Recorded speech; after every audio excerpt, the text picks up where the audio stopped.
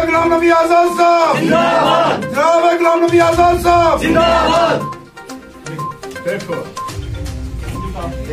कहना चाहता हूं कि ये गुलाम नबी आजाद साहब ने पिछले 2 या 3 महीने कबल एक पार्टी का आगाज किया है और हम 3 महीने से इस टास्क के ऊपर लगे हुए हैं। आज गूल सब डिवीजन हेडक्वार्टर पे हमने गुलाम नबी आजाद साहब की पार्टी जिसका नाम हाल फिलहाल डेमोक्रेटिक आजाद पार्टी है, इसका हमने आज यहाँ पे आगाज किया है।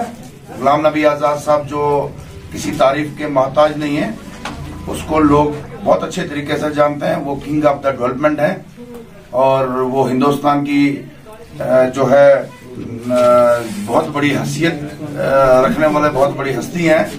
तो आज हमने इंशाअल्लाह ताला इस आजाद पार्टी का गोल में आगाज किया और आने वाले कल में जोग दर जोग जो है आजाद पार्टी के साथ लोग जुड़ेंगे और इंशाअल्लाह ताला जम्मू कश्मीर में गुलाम नबी आजाद साहब एज ए चीफ मिनिस्टर होंगे और गोल बनाल की सीट भी जो है इंशाअल्लाह ताला हम गुलाम नबी आजाद साहब की झोली में डालेंगे।